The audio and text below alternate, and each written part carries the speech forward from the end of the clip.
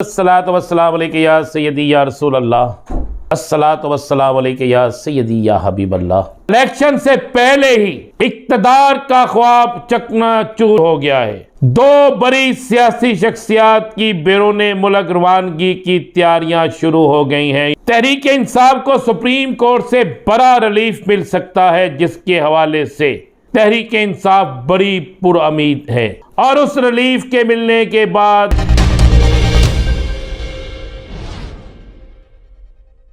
तमाम सुनने वालों को मेरा सलाम। मैं हूं राना मोहम्मद अजीम और आप देख रहे हैं राना अजीम ऑफिशियल यूट्यूब चैनल और फेसबुक पेज। मेरी एक मुलाकात हुई इतवार के रोज़।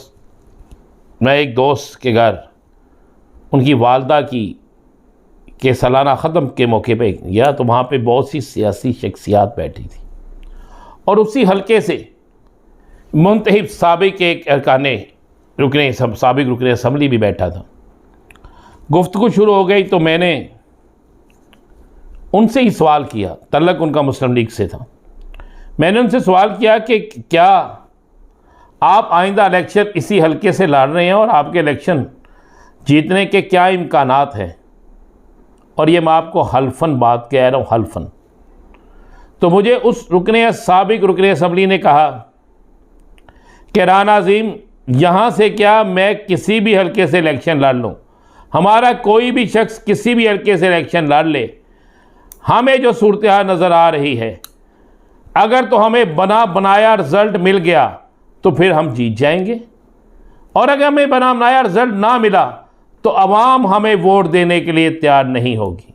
मैंने कहा यार, आप तो दावे करते हैं आपकी क़यादत भी पाकिस्तान में आ गई है। तो उन्होंने कहा भाई, हम भी यही समझते थे, हम जिसे आखिरी पत्ता समझ के खेल रहे थे वो भी हमसे नाकाम हो गया है।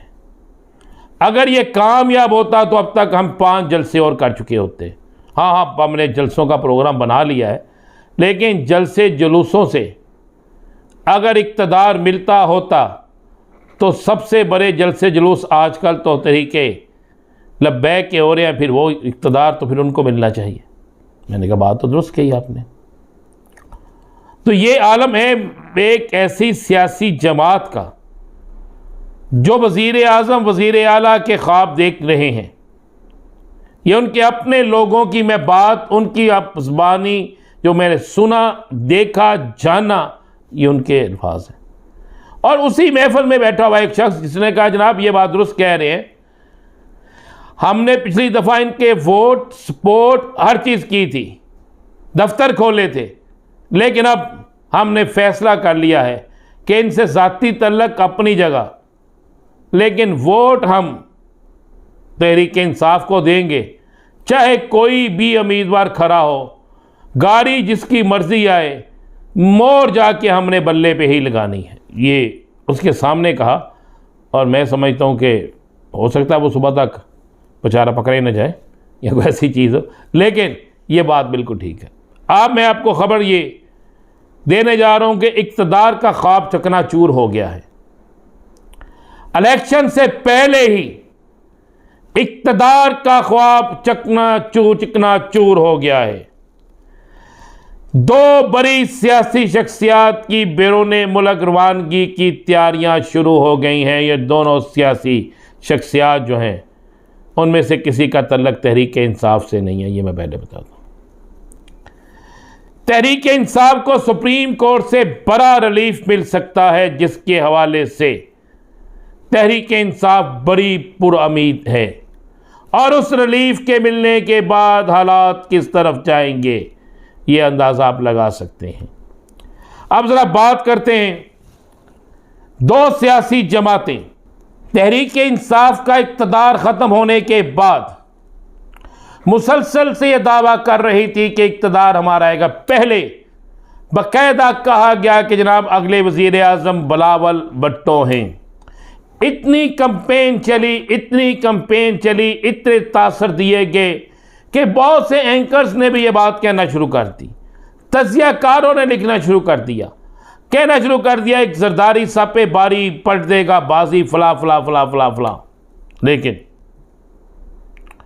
मौजूदा सूरत हाल में अब सिर्फ और सिर्फ वो सिंध बचाने की कोशिश में निकल आए हैं कि सिंध का इक़्तिदार ही मिल जाए। दूसरी सियासी जमात बाऊजी की वतन वापसी के बाद, मुसलसल मिलने वाले रिलीफ के बाद ये चीज़ सामने आ रही थी कि बाऊजी आइंदा वज़ीर आज़म होंगे। मैंने उस वक्त भी कहा था, आज भी कह रहा हूं, बाऊजी वज़ीर आज़म की दौर से बाहर हैं। और मैं आपको ख़बर दे रहा हूं, तस्दीक शुदा ख़बर दे रहा हूं कि उन तमाम की तमाम सियासी जमातों जो वक्त से पहले अपने आप को वज़ीर आज़म कहना शुरू हो गए थे, उनके इक़्तिदार के ख्वाब चिकनाचूर हो गए हैं। ये ख्वाब इस तरह चिकनाचूर हो गए हैं कि अब उनके लिए इक़्तिदार के अंदर आना मुमकिन नज़र नहीं आ रहा। शदीद अवामी रद्द-ए-अमल का सामना करना पड़ रहा है, शदीद। अब आपको एक और ख़बर दे दूँ, दो सियासी शख्सियात हैं, जमातें तो नहीं कह सकती, एक ही जमात से तल्लक है उनका। वो इलाज और चेकअप के लिए उनकी तैयारी की जा रही है बिरून मुल्क, उनकी रवानगी की।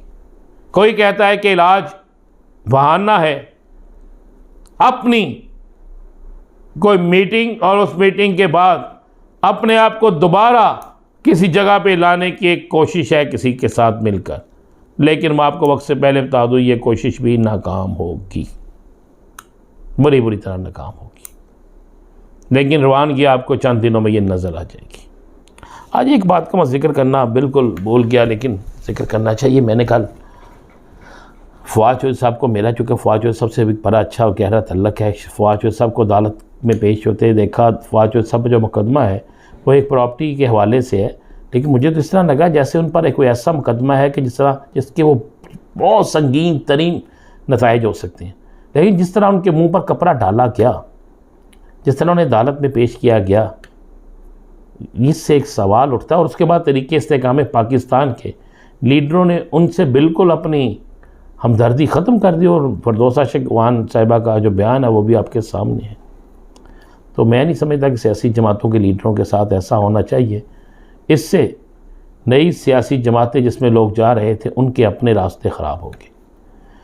तहरीक इंसाफ को सुप्रीम कोर्ट से एक बड़ा रिलीफ मिलने जा रहा है और ये बड़ा रिलीफ बहुत जल्द मिलने की तवक्को है। तहरीक इंसाफ के वकला ने मुख्तलिफ़ जगह पर यह कहना शुरू कर दिया। मेरे पास इतला यह है कि बाजी अलीमा से लेकर बाकी जगहों पर भी ये इतला दी गई है कि हाँ साहब की बेल तो लग गई है। और इसके अलावा तहरीक इंसाफ को जलसे जुलूस और कंपेन की इजाज़त के हवाले से भी सुप्रीम कोर्ट से रजू करने का जो फ़ैसला हुआ है उसमें एक बड़ा रिलीफ मिलने जा रहा है। और इस रिलीफ के बाद मज़ीद सियासी जमातों की